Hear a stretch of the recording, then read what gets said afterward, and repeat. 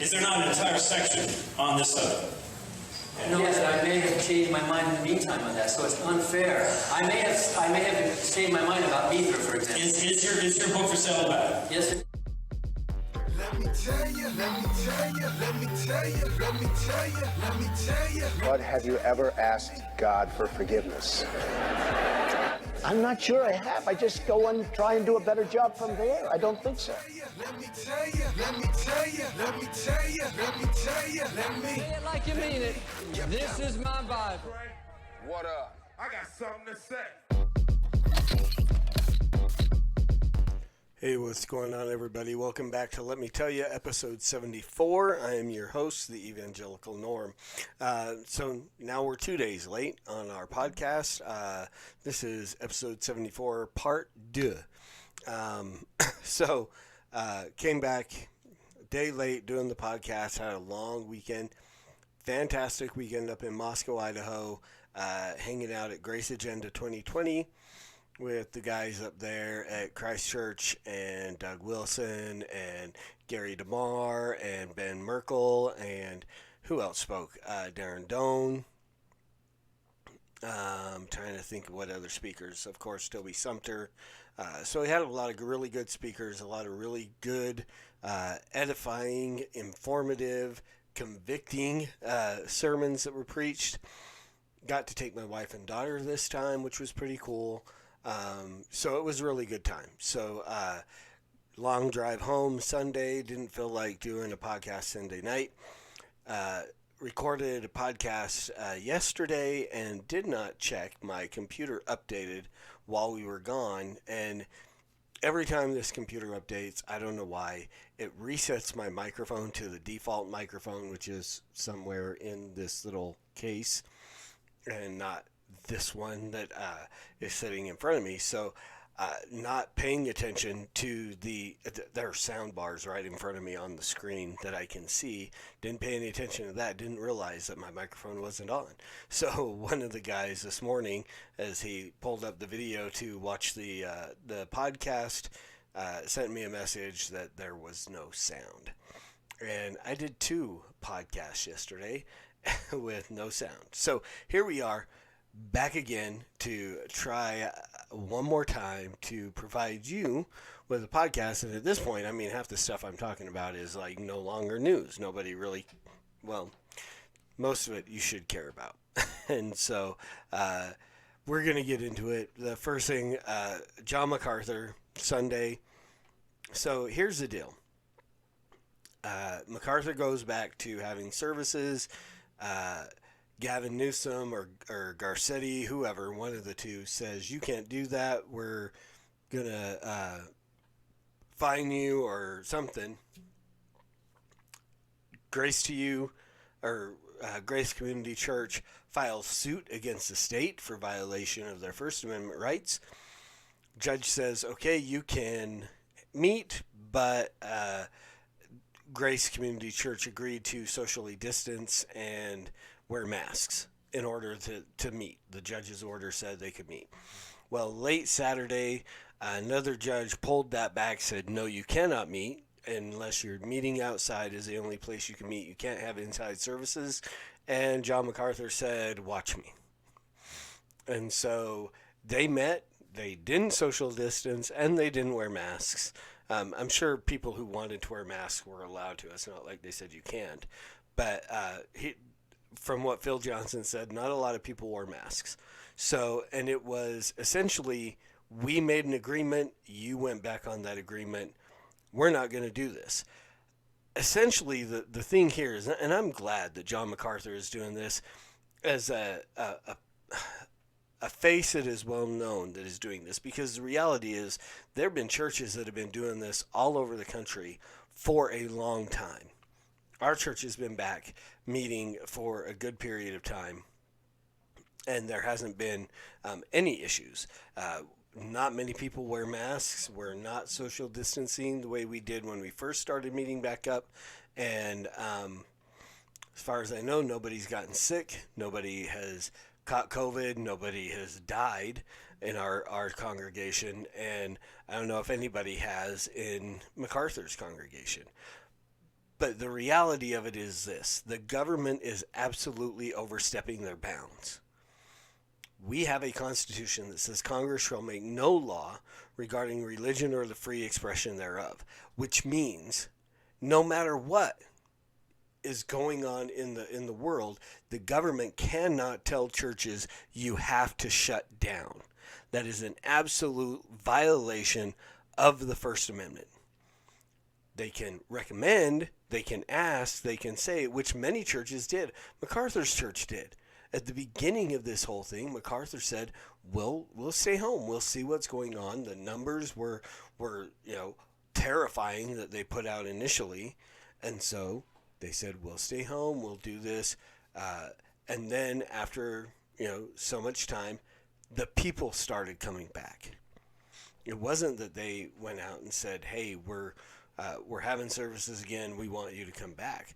The people started to come back. And in that, they said, well, we're not kicking you out.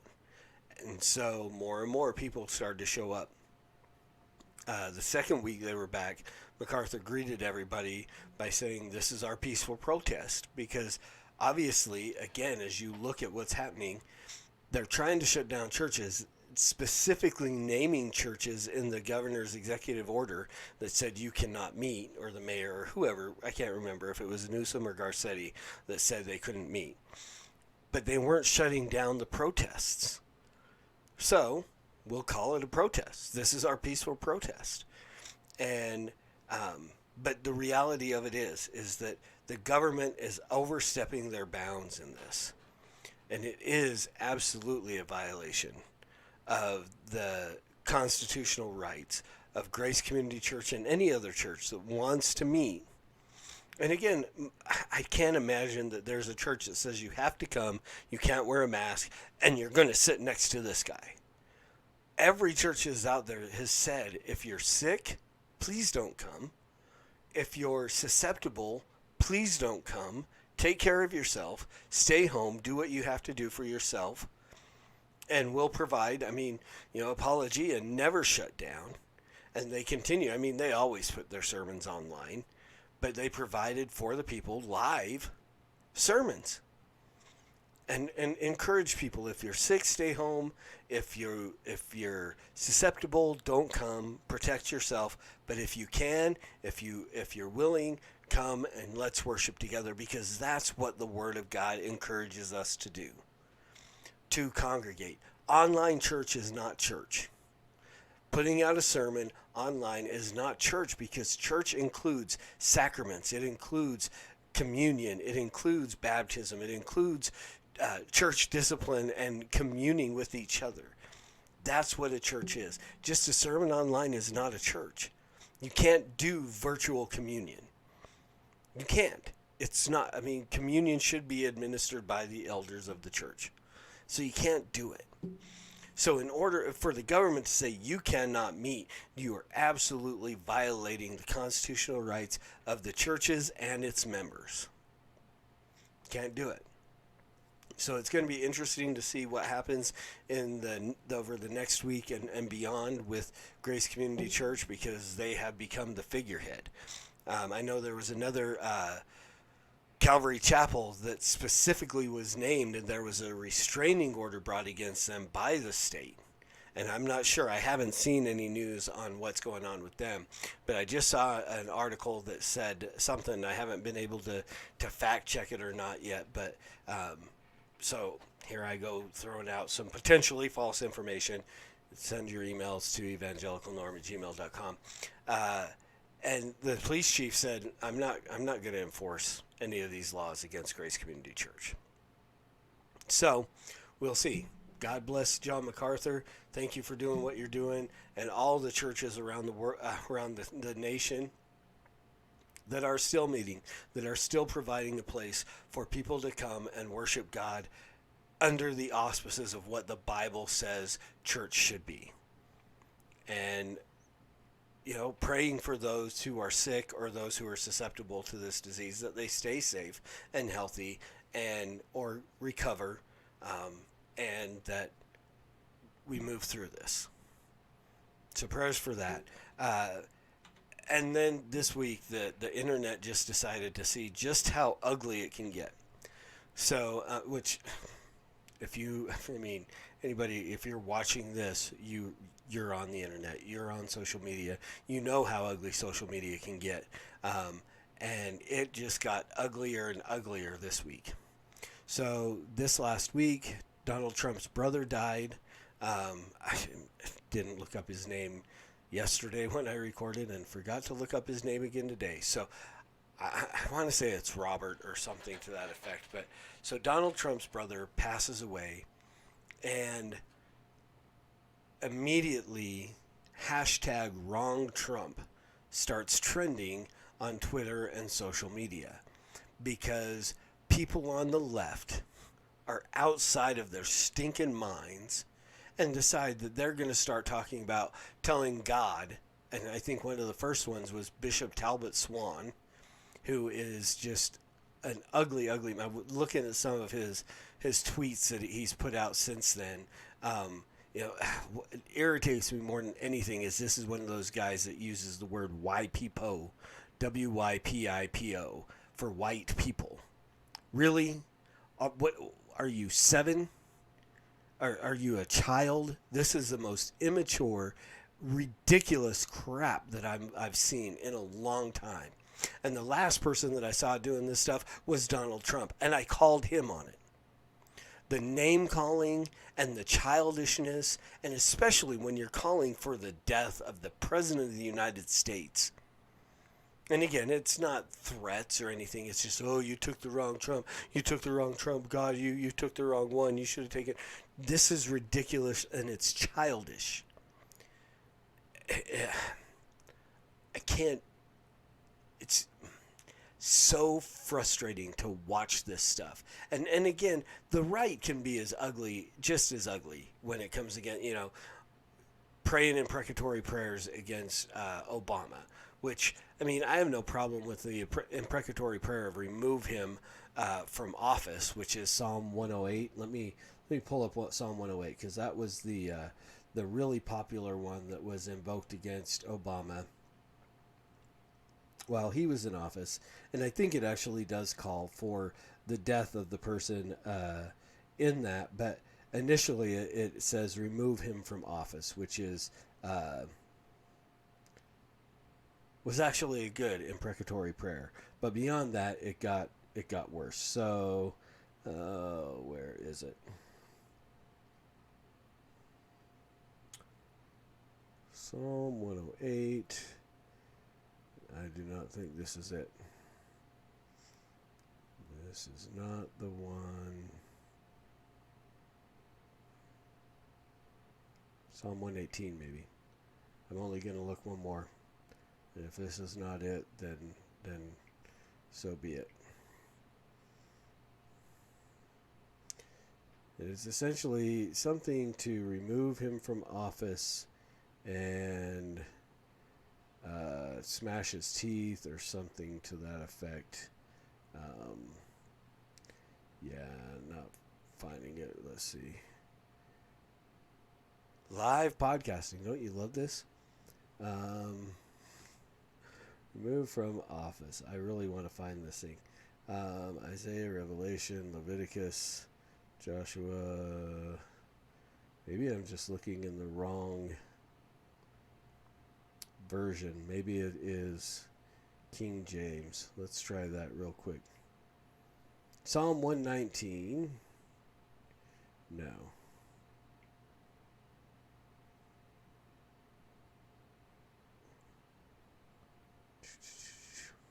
Okay, so I've wasted enough time on this. So, but there was an imprecatory prayer that was prayed against Obama, and essentially it was remove him from office and I'm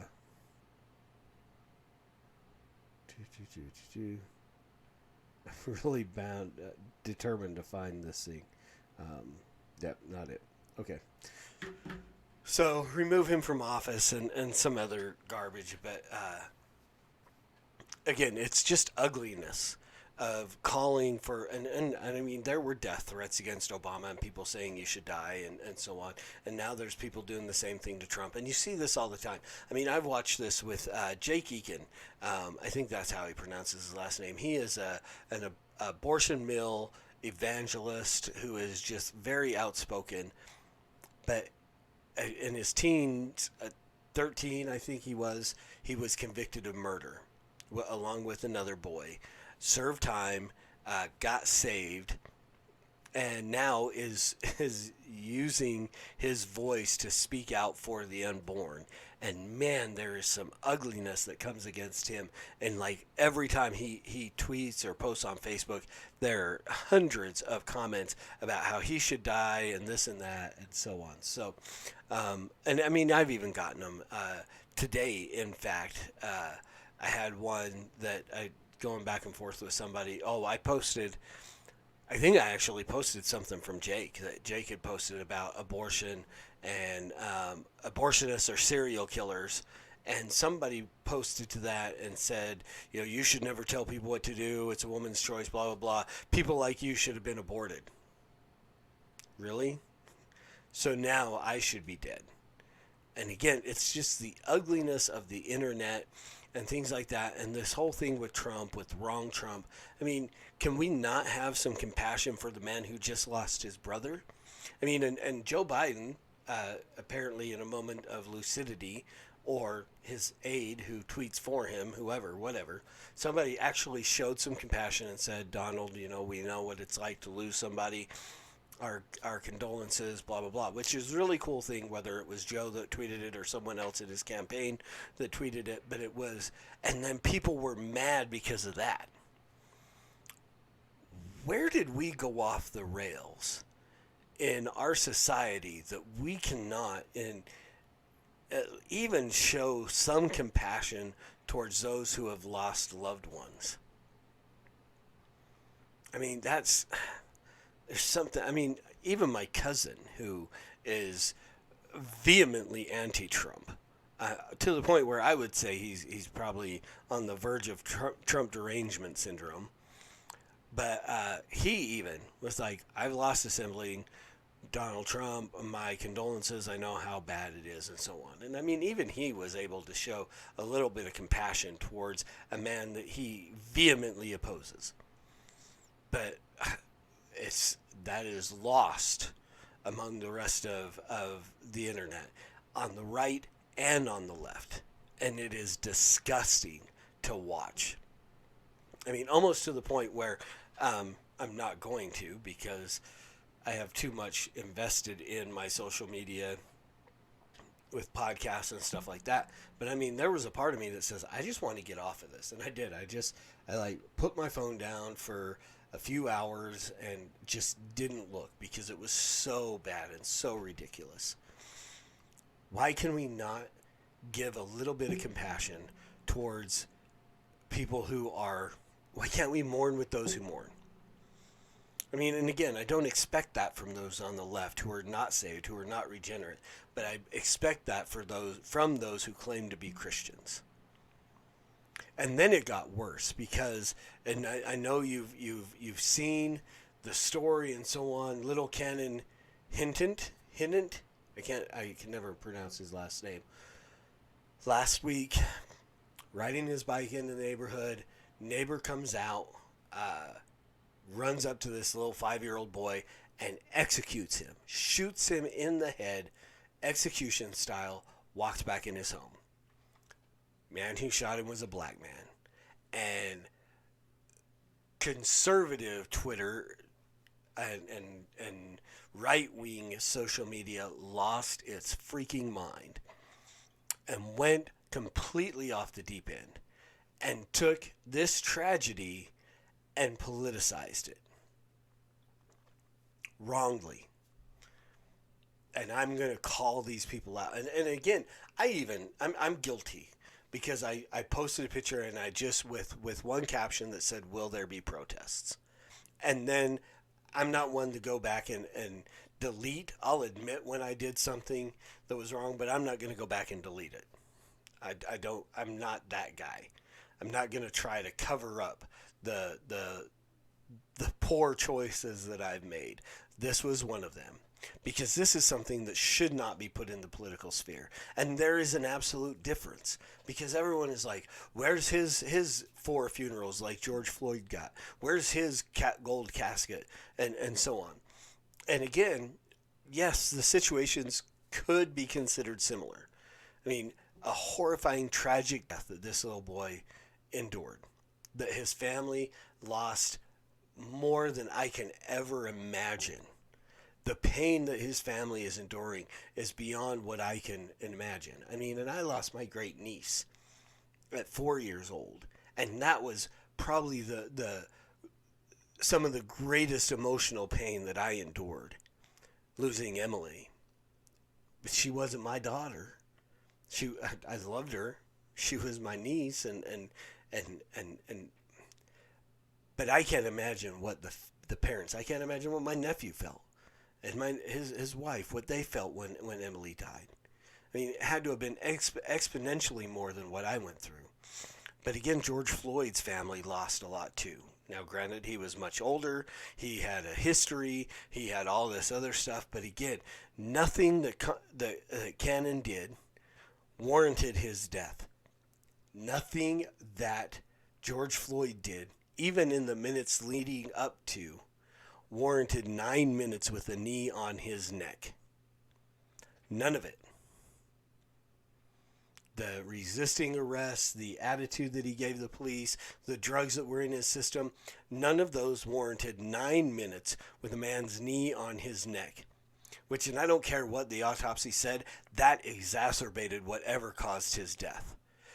I don't have the preconditions that George Floyd had. I don't have the heart issues or the drugs in my system. And you put me on the ground and put a knee on my neck for 9 minutes, I guarantee you I'm a dead man too. And none of the things that George Floyd did leading up to that was worthy of the death penalty that Derek Chauvin chose to execute upon him.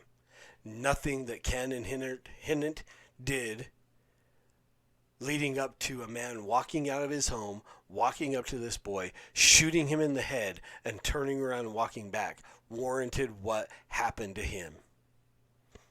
But again, both of these situations, the murderer is in custody, the murderer is going to be charged, and we hope that justice will be served. I don't know that it's going to happen in the George Floyd case because Keith Ellis has decided that he's going to overcharge Derek Chauvin as a show of something with felony murder that I don't think that a jury is going to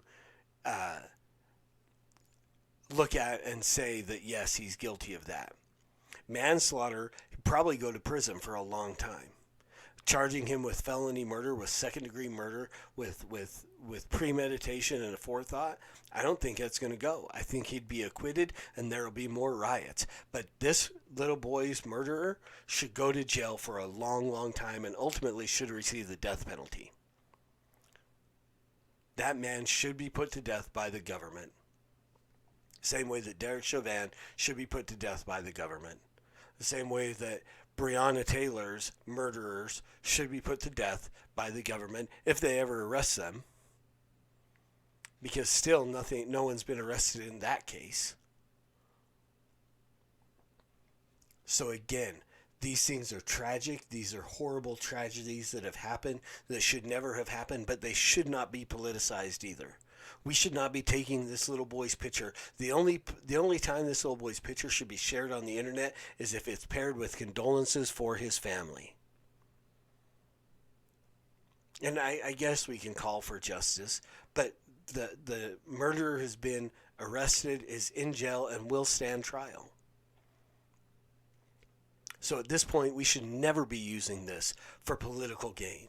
Shouldn't be using George Floyd for political gain either. These should be tragedies that we mourn with those who mourn, and we pray for justice to be served. That is what we should do. Not throwing these things around to get likes and, drum up sympathy for our side of the political aisle. Should not be done. What we should be doing is preaching the gospel so that people will be saved, so that these things will not happen anymore. And again, I know that nobody wants to hear that right now. That is a dividing line on right and left to say that this is a gospel issue. Very few people want to hear that. I will still maintain that all of these cases, George Floyd, Breonna Taylor, Ahmaud Arbery, all the way back to Philandro Castile and Eric Garner and Freddie Gray and Cannon Hinnant, I think that's his last name. I really apologize if I'm mispronouncing his last name. Sequoia Turner, all of these tragedies could be avoided if the people that perpetrated them had heard the gospel and been saved. Now again, I'm a Calvinist, so is that on God? Sure. Are God's ways higher than my ways? Do I consider God guilty of any of this? No. God's ways are higher than my ways. He is causing all things to work together for the good of those who love him, and that means even tragedies like this. That God will use that to work to the good of those who love God. And ultimately, again, that comes down to us preaching the gospel and God using that message to draw people to himself, to regenerate hearts, to save souls, and to see people who are saved and love God, and then those things work together for the good of those who love him. So what is our job? It's not to call people names. It's not to politicize tragedy. It's not to drum up points for our political party. Our job as Christians is to preach the gospel, to mourn with those who mourn, to pray for the families who are enduring these tragedies, and to preach the gospel of Jesus Christ, to call sinners to repentance, so that more souls can be saved, so that God can be glorified, and not a political party, and not a movement or anything like that. We want to see God glorified through tragedy, through political parties, through elections, all of those things we do. We vote, we pray, we preach, all to the glory of God. But in order to do that, we've got to be willing to do that. We've got to be willing to preach the gospel at all times and use words because they're necessary. Until next week, Soli Deo Gloria.